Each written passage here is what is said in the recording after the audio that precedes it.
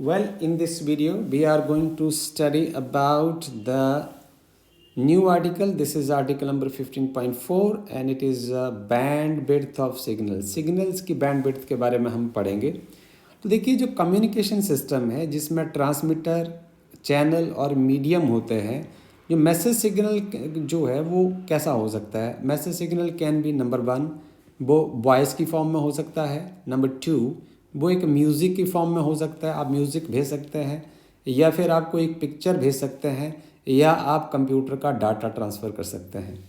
अब हर तरह का सिग्नल जिसको आप भेजने जा रहे हैं उसको भेजने के लिए अलग अलग अमाउंट ऑफ एनर्जी की ज़रूरत पड़ती है। आप जानते हैं ना, जो एनर्जी होती है ना वो E=H होती है।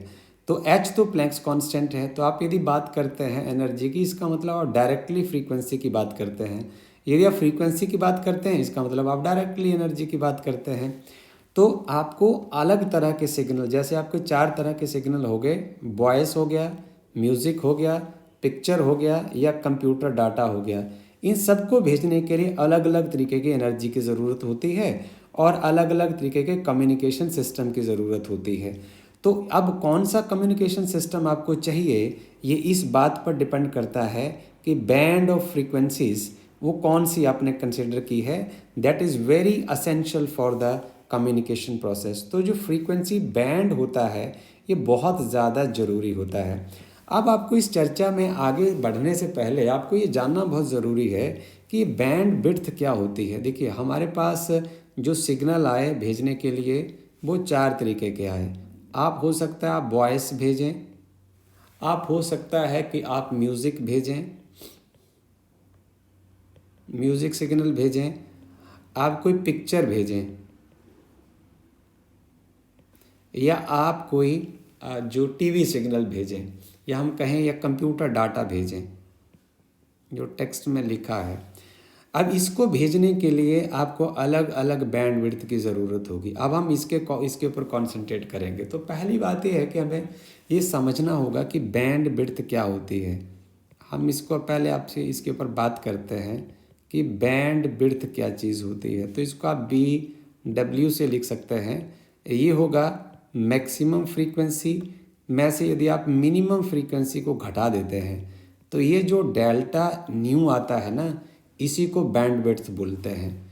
मैं उदाहरण से आपको समझाता हूँ कि जैसे फॉर एग्जांपल आप वॉइस सिग्नल भेजते हैं, आपके पास एक वॉइस मैसेज आप भेज रहे हैं, और जो वॉइस मैसेज है उसकी जो रेंज है वो 300 हर्ट्ज से लेके 3100 हर्ट्ज के बीच में है। ओके, तो इसको भेजने के लिए कितनी बैंड विड्थ की ज़रूरत पड़ेगी।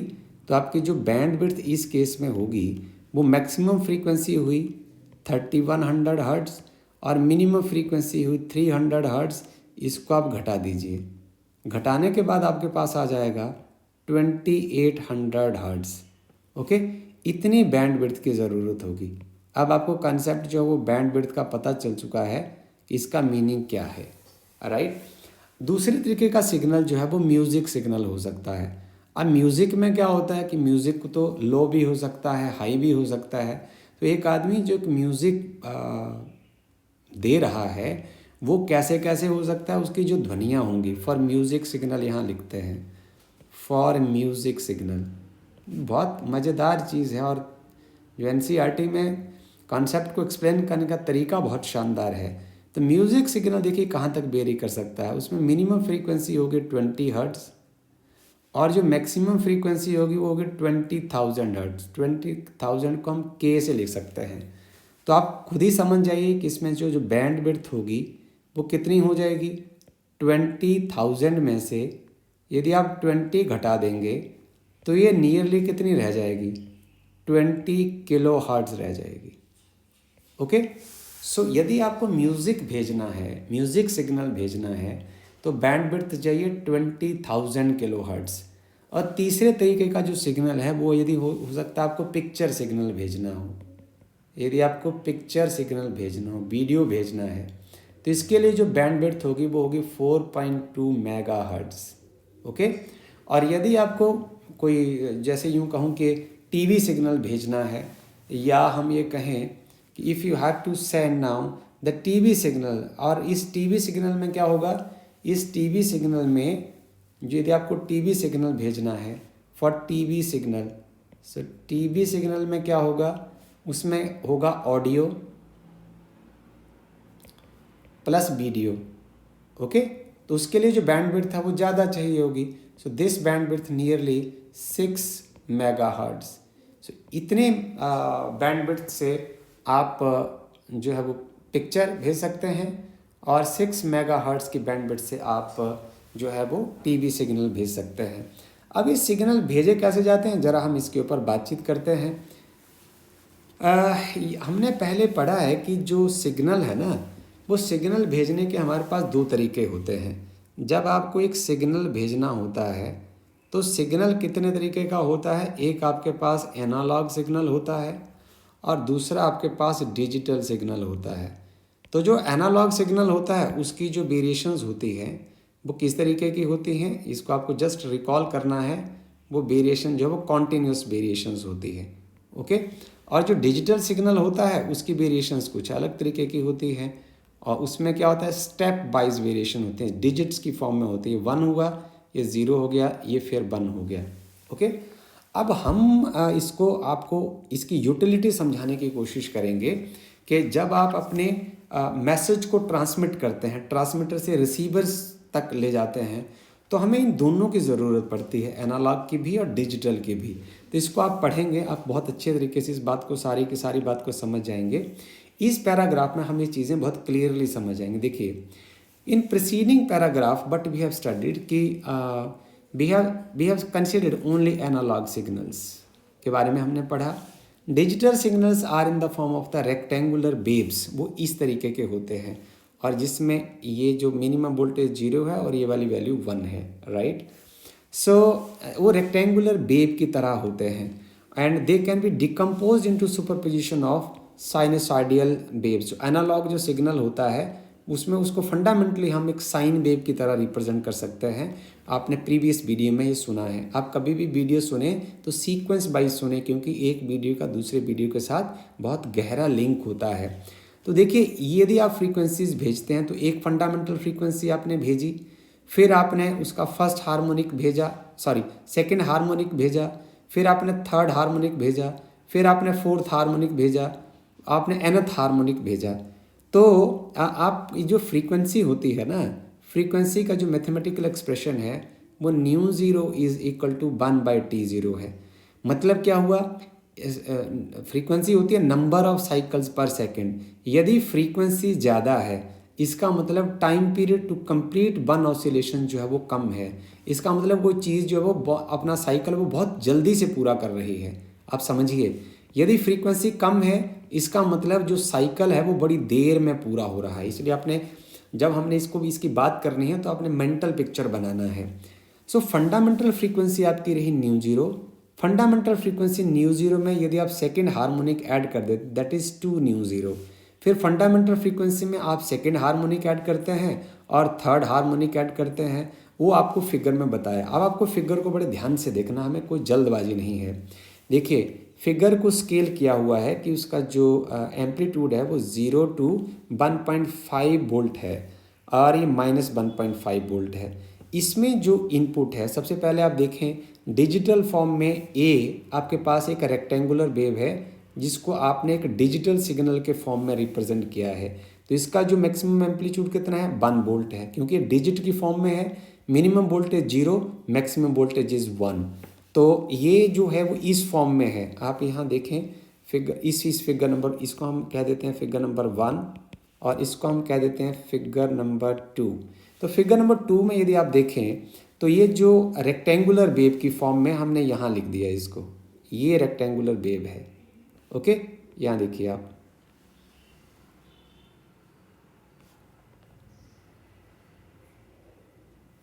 ये है ए पार्ट रेक्टेंगुलर वेव को रिप्रेजेंट करता है, और जो बी पार्ट है ये फंडामेंटल फ्रीक्वेंसी जो है उसको रिप्रेजेंट करता है। आप इसको देखें, जो बी पार्ट है इसको आप देखें, आपके पास जस्ट जो है, मैं इसको ऐसे बनाने की आपको जस्ट रिकॉल कराने की कोशिश कर रहा हूँ। ये देखिए आप, राइट। तो ये कौन सी है? ये फंडामेंटल फ्रीक्वेंसी है। अब आप धीरे धीरे देखेंगे कि जैसे हम सुपर पोजिशन करते चले जाएंगे तो कितना फ़र्क पड़ने वाला है। जब आपको ये समझ आ गया, समझ लीजिए आपको कि आपको पता चल जाएगा कि जो बैंडविड्थ का रोल क्या होता है और हम मैसेज को कैसे ट्रांसफ़र करते हैं, उसको रिसीव कैसे करते हैं, ये आपको जानकारी हो जाएगी। तीसरे केस में देखिए, आपने फंडामेंटल फ्रीक्वेंसी के साथ सेकेंड हार्मोनिक्स को ऐड कर दिया। अब आपने इन दोनों को सुपर इम्पोज करके क्या किया, आपने एक वेव बनाई। अब देखिए जरा वेव की शेप क्या होगी। सी को देखिए, ये शेप हो गई अब ऐसी, ये देखिए ये हो गई।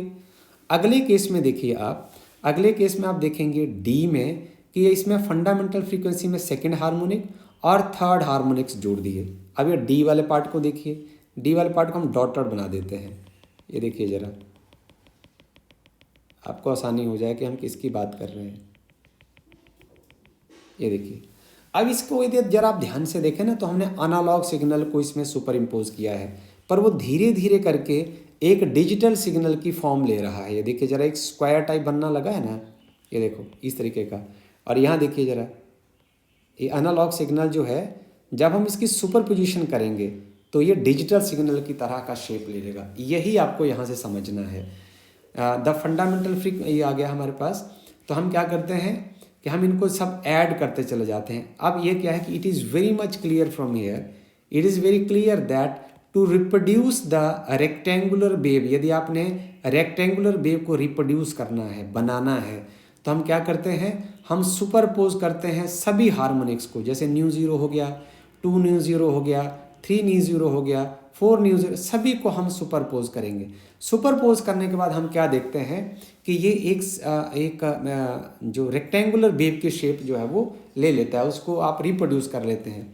पर इसमें क्या होता है कि इसमें हम हायर हार्मोनिक्स जो होते हैं ना, जैसे 4 time new zero, 5 time new zero, 10 time new zero, 50 time new zero, 1000 time new zero, तो हम हायर जो हार्मोनिक्स होते हैं उसको हम नेग्लेक्ट कर देते हैं। जब हम जितने हार्मोनिक्स को काटेंगे तो उससे क्या होगा, आप एक बैंड विड्थ बना लेंगे, उसको लिमिट कर देंगे, उसकी एक सीमा बना देंगे। क्योंकि इसके बाद वाले हम डिलीट कर देंगे। फॉर एग्जांपल इसके बाद वाले आप डिलीट कर दिए आपने, इसे पीछे वाले भी आपने डिलीट कर दिए, यहाँ इसके बाद वाले डिलीट कर दिए, इससे पीछे वाले डिलीट कर दिए, तो क्या होगा, आपका एक बैंड फिक्स हो जाएगा। आप जानते हो ना, बैंड का मतलब होता है पट्टी और विड्थ का मतलब होता है चौड़ाई। तो आपकी जो फ्रीक्वेंसी की कितनी चौड़ाई है जो अलाउड है इसके लिए, मैक्सिमम और मिनिमम के बीच में, राइट। सो पर ऐसा होगा कि जब आप कुछ हार्मोनिक्स को उसके बीच में से काट देंगे, हार्मोनिक्स क्या होती हैं, बेसिकली आवाज़ें होती है ना, तो फ्रीक्वेंसीज है ना वो। तो जब आप कुछ आवाज़ों के पार्ट को काट देंगे तो क्या होगा, आपका जो सिग्नल ट्रांसमिट हो रहा है उसमें कुछ शॉर्ट कमिंग्स रह जाएंगी, वो डिस्टॉर्टेड सिग्नल हो जाएगा, ठीक है। अब आपको क्या करना है, यदि आप चाहते हैं कि आपको एक गायक का पूरा गाना सुने और उसकी मधुर आवाज़ सारी की सारी सुने, तो आपको क्या करना पड़ेगा, जो आपके हार्मोनिक्स मिस हो रहे हैं उनको इंक्लूड करने के लिए आपको बैंड की विड्थ को बढ़ाना पड़ेगा। और जब आप बैंड की विड्थ को बढ़ा देंगे तो क्या होगा, जितने भी हार्मोनिक्स हैं वो इंक्लूड हो जाएंगे, अकोमोडेट हो जाएंगे, और आप सारी इन्फॉर्मेशन को बड़े आराम से सुन पाएंगे, और आपकी इन्फॉर्मेशन जो है वो लॉस्ट नहीं होगी, और आपका जो सारे का सारा रेक्टेंगुलर सिग्नल है वो रिकवर हो जाएगा। ओके, इट इज मोर और लेस लगभग रिकवर्ड हो जाएगा, right. So this is so because higher the harmonics less is its contribution to the wave form. जितने आप हायर हार्मोनिक्स को इसमें ऐड करेंगे तो उसकी वेव की जो फॉर्म है उसका कॉन्ट्रीब्यूशन कम हो जाएगा और वो एक रेक्टेंगुलर वेव की शेप ले लेगा। मुझे उम्मीद है कि आपको ये पता चला कि मैसेज सिग्नल कितने तरीके के होते हैं। मैसेज सिग्नल जो है वो 4 तरीके के होते हैं। वो एक वॉइस की फॉर्म में हो सकता है, म्यूज़िक की फॉर्म में हो सकता है, पिक्चर की फॉर्म में हो सकता है, या फिर कंप्यूटर डाटा हो सकता है, या टीवी सिग्नल हो सकता है। यहाँ हमने आपको बैंडविड्थ समझाने की कोशिश की कि कैसे निकालते हैं।